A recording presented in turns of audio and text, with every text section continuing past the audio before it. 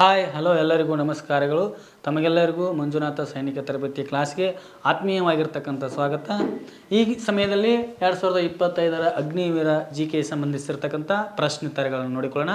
ಪ್ರಶ್ನೆ ನಂಬರ್ 1, ಎರಡನೇ ಪಾಣಿಪತ್ ಕದನ ಯಾವಾಗ ನಡೀತಪ್ಪ ಅಂದರೆ 1556 ನವೆಂಬರ್ 5ರಂದು ಏನಾಕೈತಪ್ಪ ಅಂದರೆ ಈ ಒಂದು ಎರಡನೇ ಪಾಣಿಪತ್ ಕದನ ಅಂತಕ್ಕಂಥದ್ದು ನಡೆಯುತ್ತದೆ. ಹಾಗಾದ್ರೆ ಇದು ಯಾರ ನಡುವೆ ನಡೀತದ, ಯಾರ ನಡುವೆ ನಡೆಯುವಾಗ ಅಕ್ಬರ್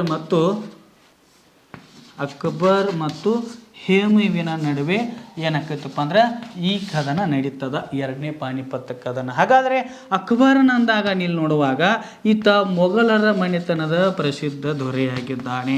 ಮೊಘಲರ ಮನೆತನದ ಪ್ರಸಿದ್ಧ ದೊರೆ ಯಾರಪ್ಪ ಅಂದ್ರೆ ಅಕ್ಬರ್ ಆಗಿದ್ದಾನೆ. ಈ ಅಕ್ಬರ ಮತ್ತು ಬಂಗಾಳದ ಮೊಹಮ್ಮದ್ ಶಾನ ಒಂದು ಸೇನಾಧಿಪತಿಯಾಗಿರ್ತಕ್ಕಂಥ ಹೇಮುವಿನ ನಡುವೆ ಈ ಒಂದು ಏನಾಕೈತಪ್ಪ ಅಂದ್ರೆ ಘೋರವಾಗಿರ್ತಕ್ಕಂಥ ಕದನ ನಡೀತದ. ಈ ಕದನದಲ್ಲಿ ಏನಪ್ಪ ಅಂದ್ರೆ ಅಕ್ಬರ್ ಅಂತಕ್ಕಂಥವ್ನು ಏನಾಕಣಪ್ಪ ಅಂದ್ರೆ ಜಯಶಾಲಿ ಅಕ್ಕಣ ಅಂತಕ್ಕಂಥದ್ದು ನೋಡ್ತಾ ಇದ್ದೇವೆ. ಹಾಗಾದರೆ ಈ ಎರಡನೇ ಪಾಣಿಪತ್ ಕದನ 1556ರಲ್ಲಿ ನಡೀತದೆ. ಹಾಗಾದರೆ ಒಂದನೇ ಪಾಣಿಪತ್ ಕದನ ಯಾವಾಗ ನಡೀತ್ರಿ? ಒಂದನೇ ಪಾಣಿಪತ್ ಕದನ ಯಾವಾಗ ನಡೀತದೆ ಅಂದರೆ 1526ರಲ್ಲಿ ನಡೀತದೆ. ಇದು ಯಾರ ನಡುವೆ ಅಂದಾಗ ಇದು ಬಾಬರ್ ಮತ್ತು ಲೋಧಿಯ ಮನೆತನದ ಇಬ್ರಾಹಿಂ ಲೋಧಿಯ ನಡುವೆ ಏನಾಕತ್ತಪ್ಪ ಅಂದ್ರೆ ಈ ಒಂದು ಒಂದನೇ ಪಾಣಿಪತ್ ಕದನ ಅಂತಕ್ಕಂಥದ್ದು ನಡೀತದೆ. ಹಾಗಾದರೆ ಈ ಇಬ್ರಾಹಿಂ ಲೋಧಿ ಅಂದಾಗ ಇದು ಲೋಧಿಯ ಮನೆತನದ ಒಬ್ಬ ದೊರೆಯಾಗಿದ್ದಾನೆ ಅಂತಕ್ಕಂಥದ್ದನ್ನು ನಾವು ನೋಡ್ತಾ ಇದ್ದೀವಿ. ಅಂದರೆ ದೆಹಲಿ ಸುಲ್ತಾನರ ಒಬ್ಬ ದೊರೆ. ಆ ದೊರೆಯನ್ನು ಸೋಲಿಸಿ ಬಾಬರ ಏನು ಮಾಡ್ತಾನಪ್ಪ ಅಂದ್ರೆ 1526ರಲ್ಲಿ ಒಂದನೇ ಪಾಣಿಪತ್ ಕದನವನ್ನು ಮಾಡಿ ಏನು ಮಾಡ್ತಾನಪ್ಪ ಅಂದ್ರೆ ಮೊಘಲರ ಸಾಮ್ರಾಜ್ಯವನ್ನು ಸ್ಥಾಪನೆ ಮಾಡಿದ್ದ ಅಂತೇಳಿ ನೋಡ್ತಾ ಇದ್ದೀವಿ. ಹಾಗಾದರೆ ಮೊಘಲರ ಮನೆತನದ ರಾಜ್ಯರ ಹೆಸರನ್ನು ಸಹ ನಾನು ಏನು ಹೇಳಿನಪ್ಪ ಅಂದ್ರೆ ನಿಮಗೆ ಕೂಡ ಹೇಳಿದೆ. ಬಾಹು ಅಜ್ಜ ಶಹವ್ ಅಂತ ಹೇಳಿದೆ. ಬಾಬರ, ಹುಮಾಯೂನ, ಅಕ್ಬರ, ಜಹಾಂಗೀರ, ಶಹಜಾನ ಮತ್ತು ಔರಂಗಜೇಬ ಅಂತ ಹೇಳಿದೆ. ಹಾಗಾದರೆ ಬಾಬರ ಮತ್ತು ಇಬ್ರಾಹಿಂ ಲೋಧಿ ನಡುವೆ ಏನಾಕತ್ತಪ್ಪ ಅಂದ್ರೆ 1526ರಲ್ಲಿ ಒಂದನೇ ಪಾಣಿಪತ್ ಕದನ ನಡೆದರೆ ಆನಂತರ ಅಕ್ಬರ ಮತ್ತು ಹೇಮುವಿನ ನಡುವೆ ಎರಡನೇ ಪಾಣಿಪತ್ ಕದನ ನಡೀತದೆ. ಇನ್ನು ಮೂರನೇ ಪಾಣಿಪತ್ ಕದನ ಅಂದಾಗ ಅದು 1761ರಲ್ಲಿ ಮರಾಠರು ಮತ್ತು ನೋಡ್ರಿ ಅಬ್ದಾಲಿ ಶಾ ನಡುವೆ ಮೂರನೇ ಪಾಣಿಪತ್ ಕದನ ಅಂತಕ್ಕಂಥದ್ದು ನಡೆಯುವಂಥದ್ದಾಗಿದೆ. ಈ ರೀತಿಯಾಗಿರ್ತಕ್ಕಂಥ ಪ್ರಶ್ನೆ. ಇನ್ನು ನೆಕ್ಸ್ಟ್ ಪ್ರಶ್ನೆ ನಂಬರ್ 2, ಸಂತಾಲ ಬುಡಕಟ್ಟು ಜನಾಂಗದವರು ಯಾವ ರಾಜ್ಯದಲ್ಲಿ ವಾಸಿಸುತ್ತಾರೆ ಅಂದಾಗ ಯಾವ ರಾಜ್ಯದಲ್ಲಿ ಅಂದರೆ ಜಾರ್ಖಂಡ್ ರಾಜ್ಯದಲ್ಲಿ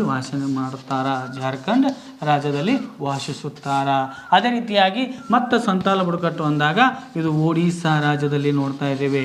ಆನಂತರ ಪಂಜಾಬ್ ರಾಜ್ಯದಲ್ಲಿ ನೋಡ್ತಾ ಇದ್ದೇವೆ.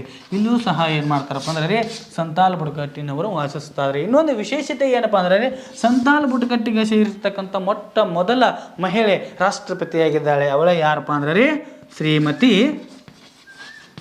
ದ್ರೌಪದಿ ಮುರ್ಮು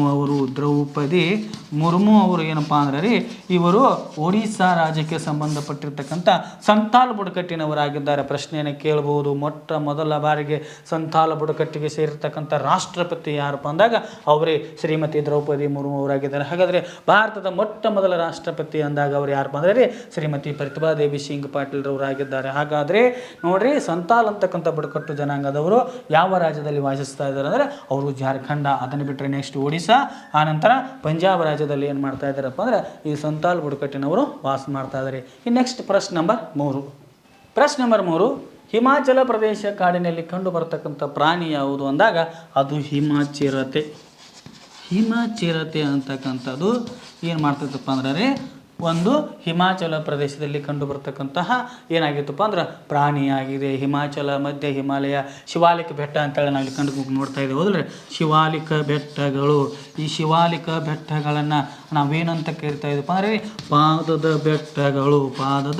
ಬೆಟ್ಟಗಳು ಅಂತೇಳಿ ಕರಿತಾ ಇದ್ದೀವಿ. ಪಾದದ ಬೆಟ್ಟಗಳು ಇಲ್ಲಿ ಮಧ್ಯ ಹಿಮಾಲಯ ಅಂತ ನೋಡ್ತಾ ಇದ್ದೀವಿ.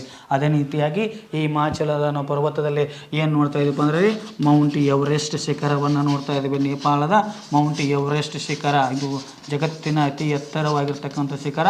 8848 ಮೀಟರ್ ಎತ್ತರವನ್ನು ನೋಡ್ತಾ ಇದ್ದೀವಿ. ಅದು ಸಹ ಈ ಒಂದು ಹಿಮಾಚಲ ಪ್ರದೇಶದಲ್ಲಿ ಕಂಡು ಬರ್ತಾ ಇದೆ. ಅದೇ ರೀತಿಯಾಗಿ ಭಾರತದ K2 ಅಂದ್ರೆ ಮೌಂಟ್ ಗಾಡ್ವಿನ್ ಮೌಂಟ್ ಗಾಡ್ವಿನ್ ಅಂತೇಳಿ ನೋಡ್ತಾ ಇದ್ದೀವಿ. Mount Godwin Austin. ಈಗ ಮೌಂಟ್ ಗಾಡ್ವಿನ್ ಆಸ್ಟಿನ್ 8611 ಮೀಟರ್ ಕಂಡು ಬರ್ತಾ ಇದೆ ಅಂತ ನೋಡ್ತಾ ಇದ್ದೀವಿ. ಅದೇ ರೀತಿಯಾಗಿ ಮುಳ್ಳಯ್ಯನಗಿರಿಯನ್ನು ನೋಡ್ತಾ ಇದ್ದೀವಿ ನಾವು. ಮುಳ್ಳಯ್ಯನಗಿರಿ. ಈ ಮುಳ್ಳಯ್ಯನಗಿರಿ 1913 ಮೀಟರ್. ಆ ನಂತರ ದಕ್ಷಿಣ ಭಾರತದ ಅತ್ಯಂತ ಎತ್ತರವಾಗಿರ್ತಕ್ಕಂಥ ಶಿಖರ ಅಂದಾಗ ಅನ್ನಯ್ಯಮುಡಿ ನೋಡ್ತಾ ಇದ್ದೀವಿ. ಇಲ್ಲಿ ನೋಡ್ರಿ ಯಾವ ಒಂದು ಪ್ರಾಣಿ ಕಂಡು ಬರ್ತಾ ಇದೆಪ್ಪ ಅಂದ್ರೆ ಹಿಮಚಿರತೆ ಅಂತಕ್ಕಂಥ ಪ್ರಾಣಿಯು ಸಹ ಈ ಹಿಮಾಚಲ ಪ್ರದೇಶದ ಕಾಡಿನಲ್ಲಿ ಕಂಡು ಬರ್ತಕ್ಕಂಥದ್ದಾಗಿದೆ. ನೆಕ್ಸ್ಟ್ ರೀ ಪ್ರಶ್ನೆ ನಂಬರ್ 4 ರೀ. ಪ್ರಶ್ನೆ ನಂಬರ್ 4, ಸಂವಿಧಾನದ ಪೀಠಿಕೆಯಲ್ಲಿ ಸಮಾಜವಾದಿ ಎಂಬ ಪದದ ಬಗ್ಗೆ ಮಾಹಿತಿ ನೀಡ್ತಕ್ಕಂತಹ ಸಂವಿಧಾನದ ವಿಧಿ ಯಾವುದು ಅಂದಾಗ ಅದು ಸಂವಿಧಾನದ 42ನೇ ವಿಧಿ ಏನು ಮಾಡ್ತಿದ್ದಪ್ಪ ಅಂದ್ರೆ ಸಮಾಜವಾದಿ, ಜಾತ್ಯತೀತ, ಪ್ರಜಾಸತ್ತಾತ್ಮಕ ಎಂಬ ಒಂದು ತತ್ವಗಳನ್ನು ನಾವು 42ನೇ ಒಂದು ವಿಧಿಯ ಅನ್ವಯ ಏನು ಮಾಡಲಾಗಿದೆ ಅಂದರೆ ನಮ್ಮ ಸಂವಿಧಾನದಲ್ಲಿ ಸೇರ್ಪಡೆ ಮಾಡಲಾಗಿದೆ ಅಂತ ಕರಿತಾ ಇದ್ದೇವೆ. ಹಾಗಾಗಿ ಈ 42ನೇ ವಿಧಿಯನ್ನು ನಾವು ಏನಂತ ಕರಿತಾ ಇದ್ದೇವೆ ಅಂದ್ರೆ ಮಿನಿ ಸಂವಿಧಾನ ಅಂತ ಕರಿತಾ ಇದ್ದೀವಿ. 42ನೇ ವಿಧಿಯನ್ನು ಏನಂತ ಕರಿತಾ ಇದ್ದೀವಿ? ಮಿನಿ ಸಂವಿಧಾನ ಅಂತೇಳಿ ನಾವು ಕರಿತಾ ಇದ್ದೀವಿ. ಮೂಲಭೂತ ಹಕ್ಕುಗಳನ್ನು ಸಹ ನೋಡ್ತಾ ಇದ್ದೀವಿ ನಾವು. ಹೌದು, ಮೂಲಭೂತ ಕರ್ತವ್ಯಗಳನ್ನು ಸಹ ನೋಡ್ತಾ ಇದ್ದೀವಿ. ಎಷ್ಟನೇ ಭಾಗದಲ್ಲಿದೆ ಅಂತಕ್ಕಂಥದ್ದನ್ನು ನೋಡ್ತಾ ಇದ್ದೀವಿ. 3ನೇ ಮೂಲಭೂತ ಹಕ್ಕು ಅಂತ ನೋಡುವಾಗ ಏನಪ್ಪ ಅಂದ್ರೆ 3ನೇ ಒಂದು ಭಾಗದಲ್ಲಿ ನೋಡ್ತಾ ಇದ್ದೀವಿ. ಆ ನಂತರ ರಾಜ್ಯ ನಿರ್ದೇಶಕ ತತ್ವಗಳು ಅಂದಾಗ 4ನೇ ಎ ಭಾಗದಲ್ಲಿ ನೋಡ್ತಾ ಇದ್ದೀವಿ ನಾವು. ರಾಜ್ಯ ನಿರ್ದೇಶಕ ತತ್ವಗಳನ್ನು ಐರ್ಲೆಂಡ್ ದೇಶದಿಂದ ಸಹ ನಾವು ಎರವಲನ್ನು ಪಡೆದುಕೊಳ್ಳಲಾಗಿದೆ ಅಂತ ನೋಡ್ತಾ ಇದ್ದೀವಿ. ಹೌದಲ್ರಿ? ಈ ರೀತಿಯಾಗಿರ್ತಕ್ಕಂಥ ಸಂವಿಧಾನದ ಭಾಗಗಳು, ವಿಧಿಗಳು, ಅನುಸೂಚಿಗಳನ್ನು ಸಹ ನಾವೇನು ಮಾಡ್ತಾ ಇದ್ದೇವೆ?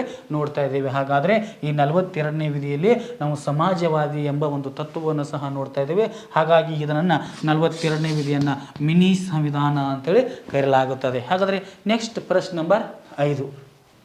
ಪ್ರಶ್ನೆ ನಂಬರ್ 5, ದೇವೇಂದ್ರನಾಥ್ ಠಾಗೋರ್ ಅವರು ಯಾವ ಸಂಸ್ಥೆಯನ್ನು ಸ್ಥಾಪಿಸಿದರು ಅಂದಾಗ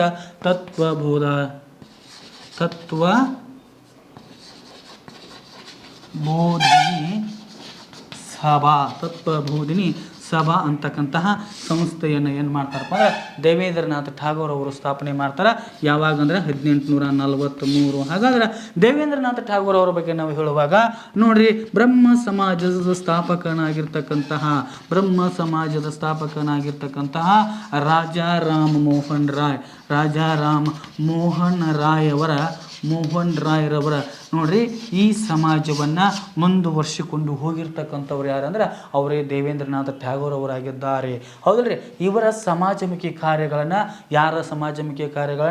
ರಾಜಾ ರಾಮ್ ಮೋಹನ್ ರಾಯ್ ರವರ ಸಮಾಜಮುಖಿ ಕಾರ್ಯಗಳನ್ನು ದೇವೇಂದ್ರನಾಥ್ ಠಾಗೋರ್ ಅವರು ಏನು ಮಾಡ್ತಾರಪ್ಪ ಅಂದರೆ ಅವರು ಮುಂದುವರ್ಸಿಕೊಂಡು ಹೋಗ್ತಾರೆ. ಆ ನಂತರ ನೋಡುವಾಗ ಈ ದೇವೇಂದ್ರನಾಥ್ ಠಾಗೋರ್ ಅವರ ಈ ಒಂದು ನೋಡ್ರಿ ಒಳ್ಳೆಯ ಸಮಾಜಮುಖಿ ಕಾರ್ಯವನ್ನು ನೋಡಿ ಸಹ ನೋಡ್ತಾ ಇದ್ದೇವೆ. ರಾಜಾ ರಾಮ್ ಮೋಹನ್ ರಾಯ್ ರವರು ಸಹ ಮೆಚ್ಚುಗೆಯನ್ನು ವ್ಯಕ್ತಪಡಿಸಿದ್ದಾರೆ. ಅಷ್ಟೇ ಅಲ್ಲದೆ ತತ್ವಬೋಧಿನಿ ಸಭಾ ಅಂತಕ್ಕಂತಹ ಒಂದು ಸಭಾವನ್ನು 1843ರಲ್ಲಿ ದೇವೇಂದ್ರನಾಥ್ ಠಾಗೋರ್ ಅವರು ಸಹ ಸ್ಥಾಪನೆ ಮಾಡಿದ್ರು ಅಂತ ನೋಡ್ತಾ ಇದ್ದೀವಿ. ಹಾಗೆ ನಾವು ರವೀಂದ್ರನಾಥ್ ಠಾಗೋರ್ ಅವರ ಬಗ್ಗೆ ನೋಡುವಾಗ ರವೀಂದ್ರನಾಥ್ ಠಾಗೋರ್ ಅವರು ಏನು ಮಾಡ್ತಾರಪ್ಪ ಅಂದ್ರೆ ಈ ರಾಜಾ ರಾಮ್ ಮೋಹನ್ ರಾಯ್ ರವರನ್ನ ಏನಂತ ಕರಿತಾರಪ್ಪ ಅಂದ್ರೆ ಭಾರತದ ಪುನರುಜ್ಜೀವನದ ಪಿತಾಮಹ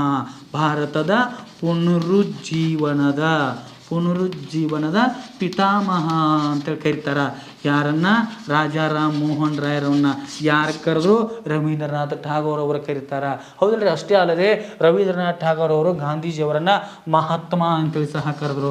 ಗಾಂಧೀಜಿಯವರಿಗೆ ಮಹಾತ್ಮ ಅಂತೇಳಿ ಕರೆದವರು ಯಾರಪ್ಪ ಅಂದ್ರೆ ರವೀಂದ್ರನಾಥ್ ಠಾಗೋರ್ ಅವರು. ಅಂದ್ರೆ ರಾಷ್ಟ್ರಪಿತ ಅಂತ ಯಾರು ಕರೆದ್ರಿ? ಸುಭಾಷ್ ಚಂದ್ರ ಬೋಸ್ ರವರು ಅಂತ ನೋಡ್ತಾ ಇದ್ದೀವಿ. ಈ ರೀತಿಯಾಗಿ ದೇವೇಂದ್ರನಾಥ್ ರವರ ಸಹೋದರರಾಗಿರ್ತಕ್ಕಂಥ ರವೀಂದ್ರನಾಥ್ ಠಾಗೋರ್ ಅವರು ಏನು ಮಾಡ್ತಾರಪ್ಪ ಅಂದ್ರೆ ರಾಜಾ ರಾಮ್ ಮೋಹನ್ ರಾಯ್ ರವರನ್ನ ಏನಂತ ಕರೀತಾರೆ? ಭಾರತದ ಪುನರುಜ್ಜೀವನದ ಪಿತಾಮಹ. ಇವರು 1828ರಲ್ಲಿ ಬ್ರಹ್ಮ ಸಮಾಜವನ್ನು ಸ್ಥಾಪನೆ ಸಹ ಮಾಡಿದರು ಅಂತೇಳಿ ನೋಡ್ತಾ ಇದ್ದೀವಿ. ಹಾಗಾಗಿ ಈ ಪ್ರಶ್ನೆ ದೇವೇಂದ್ರನಾಥ್ ಠಾಗೋರ್ ಅವರು ಯಾವ ಒಂದು ಸಂಸ್ಥೆಯನ್ನು ಸ್ಥಾಪಿಸಿದ್ರಂದಾಗ ಅದು ತತ್ವಬೋಧಿನಿ ಸಭಾ. ಎಷ್ಟರಲ್ಲಿ? 1843ರಲ್ಲಾಗಿದೆ. ಇನ್ನು ನೆಕ್ಸ್ಟ್ ಪ್ರಶ್ನೆ ನಂಬರ್ 6. ಪ್ರಶ್ನೆ ನಂಬರ್ 6, ನಾನಾ ಸಾಹೇಬ್ ಯಾವ ಪೇಶವೆಯ ದತ್ತುಪುತ್ರ ಆಗಿದ್ದರು ಅಂದಾಗ ಎರಡನೇ ಬಾಲಾಜಿ ಬಾಜಿರಾವನ ದತ್ತುಪುತ್ರರಾಗಿದ್ದರು ಅಂತೇಳಿ ನೋಡ್ತಾ ಇದ್ವಿ. ಈ ನಾನಾ ಸಾಹೇಬ್ ಅಂದಾಗ ನಾನಾ ಸಾಹೇಬ್ ಕಾನ್ಪುರದ ಒಬ್ಬ ನೇತೃತ್ವವನ್ನು ವಹಿಸಿದ, ಕಾನ್ಪುರದ ನೇತೃತ್ವವನ್ನು ವಹಿಸಿರ್ತಕ್ಕಂಥವನಾಗಿದ್ದ. 1857ರ ದಂಗೆಯಲ್ಲಿ ನಾವು ನೋಡ್ತಾ ಇದ್ದೇವೆ. ನಾನಾ ಸಾಹೇಬ್ ಕಾನ್ಪುರದ ನೇತೃತ್ವವನ್ನು ವಹಿಸಿದ. ಈತನಿಗೆ ತಾತ್ಯಾ ಟೋಪಿ ಅಂತಕ್ಕಂಥವನು, ತಾತ್ಯಾ ಟೋಪಿ ಅಂತಕ್ಕಂಥವನು ಏನು ಮಾಡ್ತಾನಪ್ಪ ಅಂದ್ರೆ ಈ ಒಂದು 1857ರಲ್ಲಿ ಏನು ಮಾಡ್ತಾನಪ್ಪ ಅಂದ್ರೆ ಈತನಿಗೆ ಸಹಾಯವನ್ನು ಮಾಡಿದ ಅಂತೇಳಿ ನೋಡ್ತಾ ಇದ್ರಿ. ಮೊಟ್ಟ ಮೊದಲ ಬಾರಿಗೆ 1857ರ ದಂಗೆ ನಡೀಲಿಕ್ಕೆ ಕಾರಣ ಏನಪ್ಪ ಅಂದ್ರೆ ರೀ ನೋಡುವಾಗ ಏನಪ್ಪ ಅಂದ್ರೆ ರೀ ರಾಯಲ್ ಬಂದೂಕಗಳಿಗೆ ಏನು ಮಾಡಿರ್ತಾರಪ್ಪ ಅಂದ್ರೆ ರೀ ಇವರು ಏನು ಮಾಡಿರ್ತಾರಪ್ಪ ಅಂದ್ರೆ ರೀ ಹಂದಿ ಮತ್ತು ಗೋವುಗಳ ಮಾಂಸವನ್ನು ಸವರಿದ್ದಾರೆ ಎಂಬ ವದಂತಿ ಸಹ ಹರಿದಿರ್ತೈತ್ರಿ. ಹೀಗಾಗಿ ನಾವು ನೋಡುವಾಗ ಇದರಲ್ಲಿ ನಾವು ನೋಡುವಾಗ ನಾನಾ ಸಾಹೇಬನು ಕಾನ್ಪುರದ ನೇತೃತ್ವವನ್ನು ವಹಿಸಿ ಹೋರಾಟವನ್ನು ಮಾಡುವಾಗ ತಾತ್ಯಾ ಟೋಪಿ ಅಂತಕ್ಕಂಥವನು ಸಹ ಆತನಿಗೆ ಸಹಾಯವನ್ನು ಮಾಡಿದ ಅಂತೇಳಿ ನೋಡ್ತಾ ಇದ್ದೀವಿ. ಹಾಗಾದರೆ ಈ ನಾನಾ ಸಾಹೇಬ ನನ್ನ ದತ್ತು ಪಡೆದಿರ್ತಕ್ಕಂಥ ಪೇಶ್ವೆ ಅಂದ್ರೆ ಅದೇ 2ನೇ ಬಾಲಾಜಿ ಬಾಜಿರಾವ್ ಅಂತೇಳಿ ನೋಡ್ತಾ ಇದ್ದೀವಿ. ಅದೇ ರೀತಿಯಾಗಿ ನಾವು ಬಿಹಾರದ ಕುಂವರ್ ಸಿಂಗನನ್ನು ನೋಡ್ತಾ ಇದ್ದೀವಿ. ಬಿಹಾರದ ಕುಂವರ್ ಸಿಂಗ್, ಈ ಕುಂವರ್ ಸಿಂಗ್ನು ಸಹ ಏನು ಮಾಡ್ತಾನಪ್ಪ ಅಂದ್ರೆ ಇದರ ನೇತೃತ್ವವನ್ನು ವಹಿಸಿದ ಅಂತೇಳಿ ನೋಡ್ತಾ ಇದ್ದೀವಿ. ಆದರೆ 1857ರ ದಂಗೆಯ ನೇತೃತ್ವವನ್ನು ಸಹ ಈತ ವಹಿಸಿದ. ಹಾಗಾದರೆ ನಾನಾ ಸಾಹೇಬ್ ಯಾವ ಪೇಶ್ವೆಯನ್ನು ದತ್ತ ಪಡೆದಪ್ಪ ಅಂದ್ರೆ ನಾನಾ ಸಾಹೇಬ್ ಯಾವ ಪೇಶ್ವೆಯ ದತ್ತುಪುತ್ರನಾಗಿದ್ದ ಅಂದ್ರೆ ಆತ 2ನೇ ಬಾಜಿರಾವನ ಒಂದು ದತ್ತುಪುತ್ರನಾಗಿದ್ದ. ಈ ನೆಕ್ಸ್ಟ್ ಪ್ರಶ್ನೆ ನಂಬರ್ 7. ಪ್ರಶ್ನೆ ನಂಬರ್ 7 ರೀ, ಭಾರತಕ್ಕೆ ಜಲಮಾರ್ಗವನ್ನು ಕಂಡು ಹಿಡಿದವರು ಯಾರು ಅಂದಾಗ ಅವರೇ ಯಾರಪ್ಪ ಅಂದ್ರೆ ರೀ ವಾಸ್ಕೋ ಡಿ ಗಾಮ. ಯಾರೇ ವಾಸ್ಕೋ ಡಿ ಗಾಮನು ಏನು ಮಾಡ್ತಾನಪ್ಪ ಅಂದ್ರೆ ಭಾರತಕ್ಕೆ ಜಲಮಾರ್ಗವನ್ನು ಕಂಡು ಹಿಡಿದ. ಯಾವಾಗಪ್ಪ ಅಂದ್ರೆ ರೀ 1498ರಲ್ಲಿ ಏನು ಮಾಡ್ತಾನಪ್ಪ ಅಂದ್ರೆ ಜಲಮಾರ್ಗವನ್ನು ಕಂಡು ಹಿಡಿದ. ಎಲ್ಲಿ ಬಂದು ತಲುಪ್ತಾನಪ್ಪ ಅಂದ್ರೆ ಭಾರತದ ಕೇರಳದ ಕಲ್ಲಿಕೋಟೆ ಸಮೀಪದಲ್ಲಿರ್ತಕ್ಕಂತಹ, ಕಲ್ಲಿಕೋಟೆಯಿಂದ 10 ಕಿಲೋಮೀಟರ್ ದೂರದಲ್ಲಿರ್ತಕ್ಕಂತಹ ಕಾಪಾಡ್ ಎಂಬ ಗ್ರಾಮಕ್ಕೆ ಬಂದು ತಲುಪ್ತಾನ ಅಂತಕ್ಕಂಥದ್ದನ್ನು ನೋಡ್ತಾ ಇದ್ದೀವಿ. ಆ ಸಮಯದಲ್ಲಿ ಕೇರಳದ ದೊರೆ ಯಾರಾಗಿದಪ್ಪ ಅಂದ್ರೆ ರೀ ಜಾಮೋರಿನ್ ಅಂತಕ್ಕಂಥ ಚಕ್ರವರ್ತಿ ಏನಾಗಿದಪ್ಪ ಅಂದ್ರೆ ರೀ ಅಲ್ಲಿ ದೊರೆಯಾಗಿದ್ದ ಅಂತೇಳಿ ನೋಡ್ತಾ ಇದ್ದೀವಿ. 1498ರಲ್ಲಿ ವಾಸ್ಕೋ ಡಿ ಗಾಮ ಭಾರತಕ್ಕೆ ಬಂದ. ನೋಡ್ರಿ ನಾವು ನೋಡುವಾಗ ಮೊಟ್ಟ ಮೊದಲ ಬಾರಿಗೆ ಭಾರತಕ್ಕೆ ಬಂದಿರತಕ್ಕಂತಹ ಯಾರೇ ಯುರೋಪಿಯನರು ಯಾರಂದಾಗ ಅವರೇ ಪೋರ್ಚುಗೀಸರು ಅಂತ ನೋಡ್ತಾ ಇದ್ವಿ. ಪೋರ್ಚುಗೀಸರು ಹೌದಲ್ರಿ. ಆ ನಂತರ ನಾವು ನೋಡುವಾಗ ಏನಪ್ಪ ಅಂದ್ರೆ ರೀ ವಾಸ್ಕೋ ಡಿ ಗಾಮ ಯಾವ ಮಾರ್ಗದ ಮೂಲಕ ಭಾರತಕ್ಕೆ ಬರ್ತಾನಪ್ಪ ಅಂದ್ರೆ ರೀ ನೋಡ್ರಿ ಕೇಪ್ ಆಫ್ ಗುಡ್ ಹೋಪ್ ಹೌದಲ್ರಿ. ಕೇಪ್ ಆಫ್ ಸ್ಟಾರ್ಮ್ಸ್ ಅಂದ್ರೆ ಬಿರುಗಾಳಿ ಭೂಸಿರ ಅಂತೇಳಿ ಡಯಾಸ್ ಕರೀತಾನ. ಅದನ್ನು ಭರವಸೆಯ ಭೂಸಿರ ಅಂತೇಳಿ ವಾಸ್ಕೋ ಡಿ ಗಾಮ ಕರೆದು ಆ ಕೇಪ್ ಆಫ್ ಗುಡ್ ಹೋಪ್ ಮಾರ್ಗದ ಮೂಲಕ ನಮ್ಮ ಭಾರತಕ್ಕೆ ಈತ ಬಂದ ಅಂತೇಳಿ ನೋಡ್ತಾ ಇದ್ದೀವಿ. ಮೊಟ್ಟ ಮೊದಲಿಗೆ ಬಂದಿರತಕ್ಕಂಥ ಯುರೋಪಿಯನರು ಅಂದರೆ ಅವರೇ ಪೋರ್ಚುಗೀಸರು. ಭಾರತವನ್ನು ತೊರೆದಿರ್ತಕ್ಕಂಥ ಕೊನೆಯ ಒಂದು ಯುರೋಪಿಯನರು ಅಂದರೆ ಅವರೇ ಪೋರ್ಚುಗೀಸರಾಗಿದ್ದಾರೆ. ಆ ನಂತರ ನಾವು ಡಚ್ಚರು ಬಂದುದನ್ನು ನೋಡ್ತಾ ಇದ್ದೀವಿ. ಆ ನಂತರ ನಾವು ನೋಡುವಾಗ ಬ್ರಿಟಿಷರನ್ನು ನೋಡ್ತಾ ಇದ್ದೀವಿ ಹೌದಲ್ರಿ. ಆ ನಂತರ ನಾವು ನೋಡುವಾಗ ಯಾರಪ್ಪ ಅಂದ್ರೆ ರೀ ಫ್ರೆಂಚರು ಭಾರತಕ್ಕೆ ಬಂದರು ಅಂತ ನೋಡ್ತಾ ಇದ್ದೀವಿ. ಈ ಮಾರ್ಗದ ಮೂಲಕ ವಾಸ್ಕೋ ಡಿ ಗಾಮ ಕಂಡು ಹಿಡಿದಿರ್ತಕ್ಕಂತಹ ಜಲ ಮಾರ್ಗದ ಮೂಲಕ ಇವರು ಏನು ಮಾಡ್ತಾರಪ್ಪ ಅಂದ್ರೆ ಬಂದರು. ಆ ನಂತರ ನಾವು 1869ರಲ್ಲಿ ನೋಡ್ತಾ ಇದ್ದೀವಿ ಏನಪ್ಪ ಅಂದ್ರೆ ಕೆಂಪು ಸಮುದ್ರ ಮತ್ತು ಮೆಡಿಟೇರಿಯನ್ ಸಮುದ್ರದ ನಡುವೆ ಮೆಡಿಟೇರಿಯನ್ ಸಮುದ್ರವನ್ನು ಸಂಪರ್ಕ ಕಲ್ಪಿಸುವಂತೆ ಆಫ್ರಿಕಾ ಖಂಡದಲ್ಲಿ ಒಂದು ಕಾಲುವೆಯನ್ನು ಅಗಿತಾರ. ಆ ಕಾಲುವೆ ಸುಯೇಜ್ ಕಾಲುವೆ. ಈ ಸುಯೇಜ್ ಕಾಲುವೆಯನ್ನು ಯಾವಾಗ ಅಗಿತಾರೆ ನೋಡ್ರಿ, ಈ ಸುಯೇಜ್ ಕಾಲುವೆಯನ್ನು ಅಗಿದುವರೆಗೂ ಅಲ್ಲಿ ಸುಯೇಜ್ ಕಾಲುವೆಯನ್ನು ಕಂಡು ಹಿಡಿಯುವವರೆಗೂ ವಾಸ್ಕೋ ಡಿ ಗಾಮ ಕಂಡುಹಿಡಿದಿರ್ತಕ್ಕಂಥ ಜಲಮಾರ್ಗದ ಮೂಲಕನೇ ವಿದೇಶಿಗರು ನಮ್ಮ ಭಾರತಕ್ಕೆ ಬರ್ತಾ ಇದ್ರು. ಆ ನಂತರ ಸುಯೇಜ್ ಕಾಲುವೆ ನಿರ್ಮಾಣವಾದ ನಂತರ ಏನು ಮಾಡ್ತಾರಪ್ಪ ಅಂದ್ರೆ ಆ ಸುಯೇಜ್ ಕಾಲುವೆಯಿಂದ ಜನ ಏನು ಮಾಡಕತ್ತಾರಪ್ಪ ಅಂದ್ರೆ ವಿದೇಶಿಗೆ ಸಂಪರ್ಕವನ್ನು ಬೆಳೆಸಿದರು ಅಂತೇಳಿ ನೋಡ್ತಾ ಇದ್ದೀವಿ ಹೌದಲ್ರಿ. ಹಾಗಾದರೆ ಭಾರತಕ್ಕೆ ಜಲಮಾರ್ಗವನ್ನು ಕಂಡು ಹಿಡಿದವರು ಯಾರು ಅಂದಾಗ ಅವರೇ ವಾಸ್ಕೋ ಡಿ ಗಾಮರವರಾಗಿದ್ದಾರೆ. ನೆಕ್ಸ್ಟ್ ರೀ ಪ್ರಶ್ನೆ ನಂಬರ್ 8. ಪ್ರಶ್ನೆ ನಂಬರ್ 8, ದ್ರೋಣಾಚಾರ್ಯ ಪ್ರಶಸ್ತಿಯು ಸ್ಥಾಪನೆಯಾದದ್ದು ಯಾವಾಗ ಅಂದಾಗ ಅದು 1985ರಲ್ಲಿ ಈ ದ್ರೋಣಾಚಾರ್ಯ ಎಂಬ ಪ್ರಶಸ್ತಿ ಸ್ಥಾಪನೆಯಾಯಿತು. ಈ ದ್ರೋಣಾಚಾರ್ಯರ ಬಗ್ಗೆ ನೋಡುವಾಗ ನೋಡಿದ್ರೆ ನಾವು ಏಕಲವ್ಯ ಹೌದಲ್ರಿ, ಏಕಲವ್ಯ ಮತ್ತು ಯಾರಪ್ಪ ಅಂದ್ರೆ ಅರ್ಜುನ ಹೌದಲ್ರಿ, ಇವರ ಗುರುನೇ ದ್ರೋಣಾಚಾರ್ಯ ಆಗಿದ್ದ. ಗುರುವಿನ ಭಕ್ತಿ ನೋಡ್ರಿ. ಅರ್ಜುನನಿಗೆ ಈತ ಶಿಕ್ಷಣವನ್ನು ಕಲಿಸುವಾಗ ಏಕಲವ್ಯ ಹೋಗಿ ಗುರುಗಳೇ ನನಗೆ ಶಿಕ್ಷಣವನ್ನು ಕೊಡಿಸಿ ಅಂತೇಳಿ ಎಷ್ಟೇ ಮೊರೆಯನ್ನು ಇಟ್ಟರೂ ಸಹ ಈ ಗುರುಗಳು ಶಿಕ್ಷಣವನ್ನು ಕಲಿಸುವುದಿಲ್ಲ. ಹಾಗೆ ಗುರುವಿನ ಮೂರ್ತಿಯನ್ನು ಮಾಡಿಕೊಂಡು ಎಲ್ಲೋ ಹೊಗಳಿರ್ತಕ್ಕಂಥ ನಾಯಿಗೆ ಗುರಿಯನ್ನು ಇಟ್ಟಿರ್ತಾನ. ಆ ಒಂದು ಭಕ್ತಿಯೇ ಈ ಗುರು ಮತ್ತು ಶಿಷ್ಯರ ಭಕ್ತಿಯಾಗಿದೆ. ಇಂಥ ಪ್ರಶಸ್ತಿಯು ಸ್ಥಾಪನೆಯಾದದ್ದು ಯಾವಾಗ ಅಂದ್ರೆ ಅದು 1985ರಲ್ಲಿ ಆ ಒಂದು ಪ್ರಶಸ್ತಿ ಸ್ಥಾಪನೆಯಾಯಿತು. ಹಾಗಾದರೆ ನೆಕ್ಸ್ಟ್ ರೀ ಪ್ರಶ್ನೆ ನಂಬರ್ 9 ರೀ ನೋಡಿ ಪ್ರಶ್ನೆ ನಂಬರ್ 9, ಭಾರತದ ಭೂಸೇನೆಯು ಸ್ಥಾಪನೆಯಾದ ವರ್ಷ ಅಂದಾಗ ಅದು 1895 ಏಪ್ರಿಲ್ 1ನೇ ತಾರೀಕಿನಂದು ಏನಾಗೈತಪ್ಪ ಅಂದ್ರೆ ಈ ಒಂದು ಭಾರತದ ಭೂಸೇನೆಯು ಸ್ಥಾಪನೆಯಾಗಿರ್ತಕ್ಕಂಥದ್ದಾಗಿದೆ. ನೋಡ್ರಿ, ಭೂಸೇನೆ, ವಾಯುಸೇನೆ, ನೌಕಾಸೇನೆ ಅಂತಕ್ಕಂಥದ್ದನ್ನು ಸಹ ನಾವು ನೋಡ್ತಾ ಇದ್ದೇವೆ. ಹಾಗಾದರೆ ಈ ಸೇನೆ ಯಾವಾಗ ಭೂಸೇನೆ ಅಂತಕ್ಕಂಥದ್ದು 1895 ಏಪ್ರಿಲ್ 1ರಂದು ಸ್ಥಾಪನೆಯಾಗುತ್ತದೆ. ಹಾಗಾದರೆ ಈ ಭೂಸೇನೆಯ ಮೊದಲ ಮುಖ್ಯಸ್ಥ ಯಾರಪ್ಪ ಅಂದ್ರೆ KM ಕಾರ್ಯಪ್ಪ ಅಂತೇಳಿ ನೋಡ್ತಾ ಇದ್ದೀವಿ ನಾವು. KM ಕಾರ್ಯಪ್ಪ ಅಂತೇಳಿ ನೋಡ್ತಾ ಇದ್ದೇವೆ, ಹೌದಲ್ರಿ.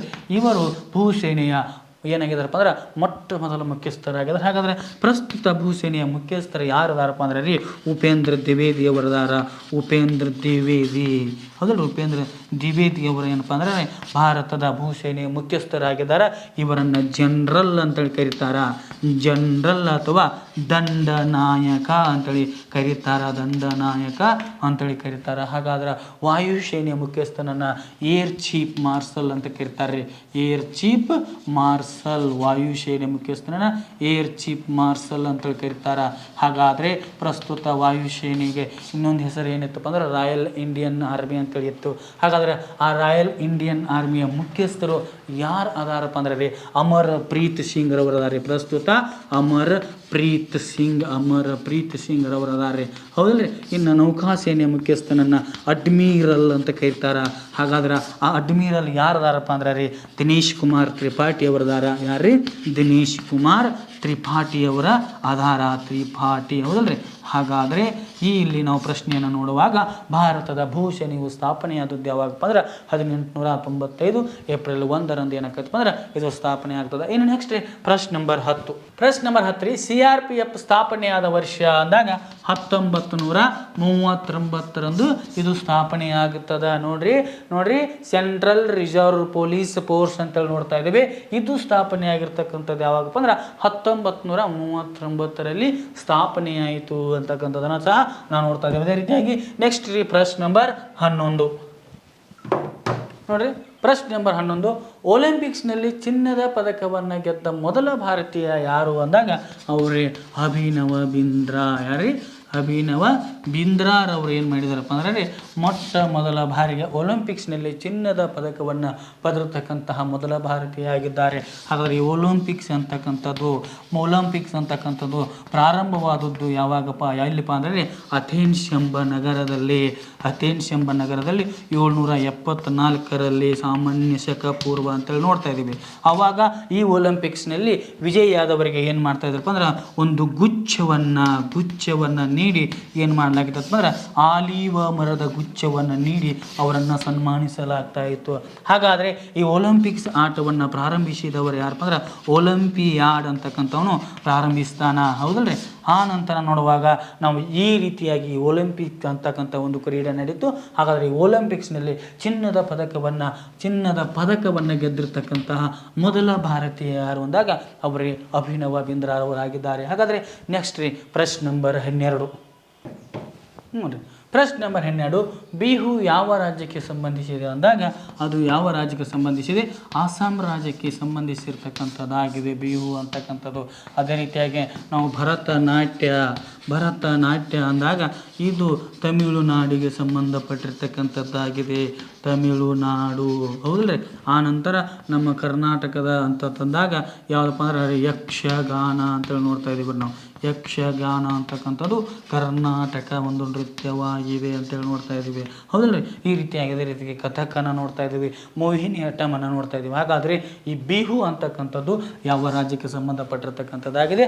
ಅಸ್ಸಾಂ ರಾಜ್ಯಕ್ಕೆ ಸಂಬಂಧಪಟ್ಟಿರ್ತಕ್ಕಂಥದ್ದಾಗಿದೆ. ಹಾಗಾದರೆ ನೆಕ್ಸ್ಟ್ ಪ್ರಶ್ನೆ ನಂಬರ್ 13, SBIನ ಪ್ರಸ್ತುತ ಅಧ್ಯಕ್ಷರು ಯಾರು ಅಂದಾಗ ಯಾರಪ್ಪ ಅಂದ್ರೆ ರೀ ಚೆಲ್ಲಾ ಶ್ರೀನಿವಾಸಲು ಶೆಟ್ಟಿ, ಹೌದಲ್ರಿ. ಇವರು ಏನಪ್ಪ ಅಂದ್ರೆ ರೀ SBIನ ಪ್ರಸ್ತುತ ಅಧ್ಯಕ್ಷರಾಗಿದ್ದಾರೆ. SBI ಅಂದರೆ ಏನೇ ಸ್ಟೇಟ್ ಬ್ಯಾಂಕ್ ಆಫ್ ಇಂಡಿಯಾ ಅಂತೇಳಿ ನೋಡ್ತಾ ಇದ್ದೀವಿ, ಹಾಗದಲ್ರಿ.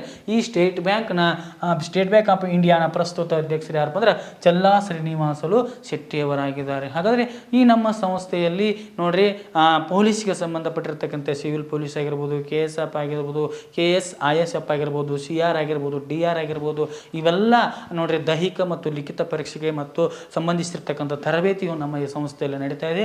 ಹಾಗಾಗಿ ತಾವೆಲ್ಲರೂ ಇಲ್ಲಿ ಬಂದು ತಮ್ಮ ಅಡ್ಮಿಷನ್ ಮಾಡಿ ಇದರ ಸದುಪಯೋಗವನ್ನು ಪಡಿಸಿಕೊಳ್ಳಿ. ಅದೇ ರೀತಿಯಾಗಿ ಈ ವಿಷಯವನ್ನು ನಿಮ್ಮ ಗೆಳೆಯರಿಗೆ ಏನು ಮಾಡಿ ಶೇರ್ ಮಾಡಿ ಅಂತ ಹೇಳ್ತಾ ನೆಕ್ಸ್ಟ್ ಪ್ರಶ್ನೆ ನಂಬರ್ 14.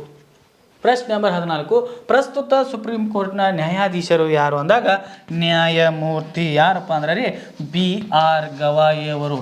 BR ಗವಾಯಿ ಅವರು ಏನಾಗಿದ್ದಾರಪ್ಪ ಅಂದ್ರೆ ರೀ ಪ್ರಸ್ತುತ ಏನಾಗಿದ್ದಾರಪ್ಪ ಅಂದ್ರೆ ರೀ ಈ ಸುಪ್ರೀಂ ಕೋರ್ಟ್ನ ಮುಖ್ಯ ನ್ಯಾಯಾಧೀಶರಾಗಿದ್ದಾರೆ ಅಂತೇಳಿ ನೋಡ್ತಾ ಇದ್ದೀವಿ. ಹೌದಲ್ಲೇ ಈ ಸುಪ್ರೀಂ ಕೋರ್ಟ್ನ ಮುಖ್ಯ ಕೇಂದ್ರ ಕಚೇರಿ ಎಲ್ಲಿದೆ ಅಂದಾಗ ನವದೆಹಲಿಯಲ್ಲಿದೆ ಅಂತೇಳಿ ನೋಡ್ತಾ ಇದ್ರು. ನವದೆಹಲಿಯಲ್ಲಿದೆ ಹೌದಲ್ರಿ.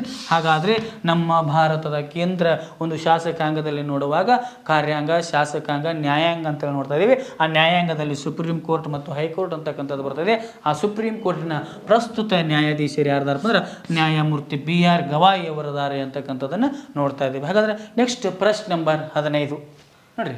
ಪ್ರಶ್ನೆ ನಂಬರ್ 15, ಭಾರತದ ಪ್ರಸ್ತುತ CDS ಯಾರು ಅಂದಾಗ ಯಾರಪ್ಪ ಅಂದ್ರೆ ರೀ ಅನಿಲ್ ಚೌಹಾಣ್. ಅನಿಲ್ ಚೌಹಾಣ್ ಅಂತಕ್ಕಂಥವ್ರು ಏನಪ್ಪ ಅಂದರೆ ಭಾರತದ ಪ್ರಸ್ತುತ CDS ಆಗಿದ್ದಾರೆ.